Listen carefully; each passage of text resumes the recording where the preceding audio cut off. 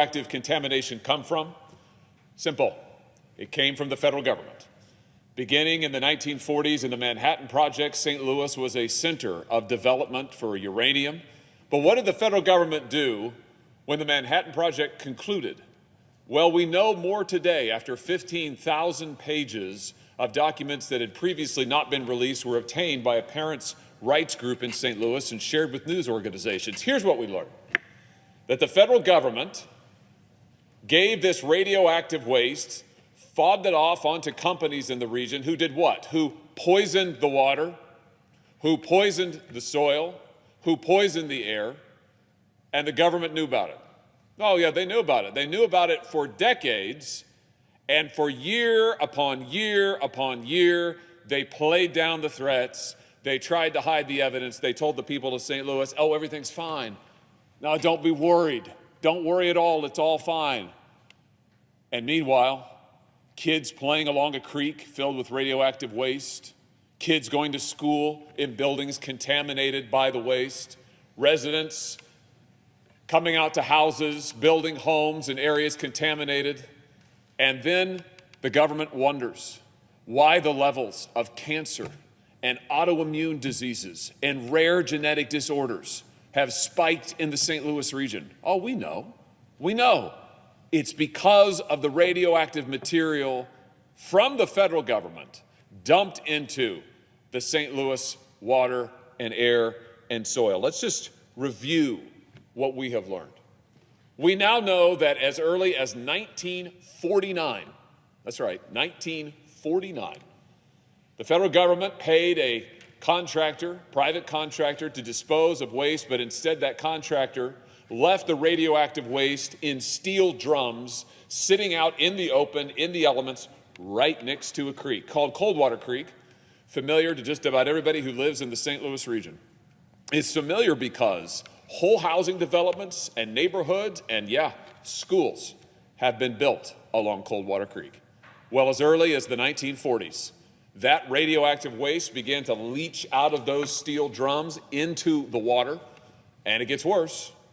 The same federal government paid another contractor to dispose of other waste, and what did they do? Rather than dispose of it, they drove it to a public landfill. And in the early 1970s, they just dumped the waste right into the landfill. Dumped it right into the landfill. How did this happen, you might ask? Well, as it turns out, that is a violation of federal law, you think? But what did the federal government do about it in the 1970s when they learned that this government-paid contractor had carried out this illegal act? Did they prosecute him? Did they fine him? Did they at least have a hearing and ask some questions? No, no, and no. They did nothing. And so the waste seeped into the soil, spread into the soil, and all the time the people of St. Louis were told, don't worry, it's all gonna be fine. A 1976 government test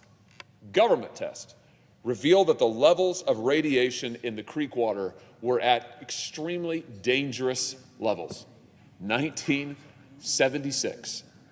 And here we sit in 2023, and we are told by this same federal government, the EPA, the Department of Energy, the Army Corps, that the cleanup of Coldwater Creek won't be done until at least 2038.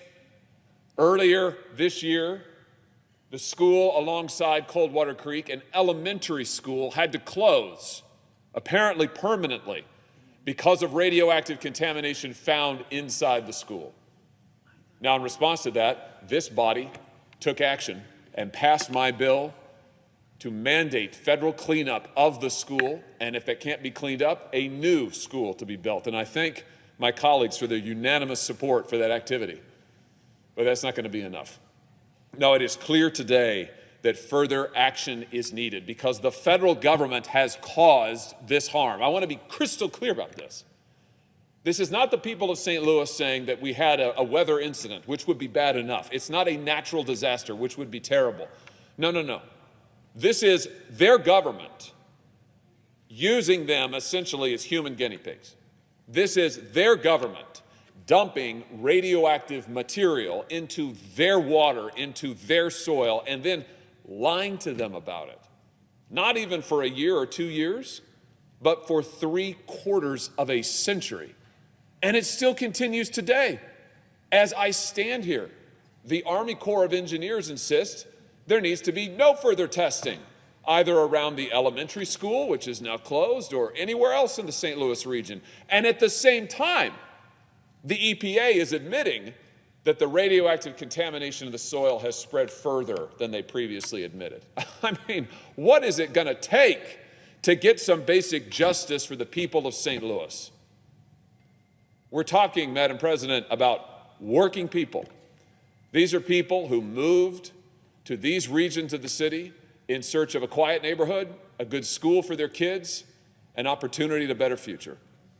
These are parents who allowed their kids to play in the creek because wasn't it awesome to have a creek right by their neighborhood? These are parents who sent their kids to the school trusting that they'd get a great education. And what did they get instead? Exposure to radioactive contamination.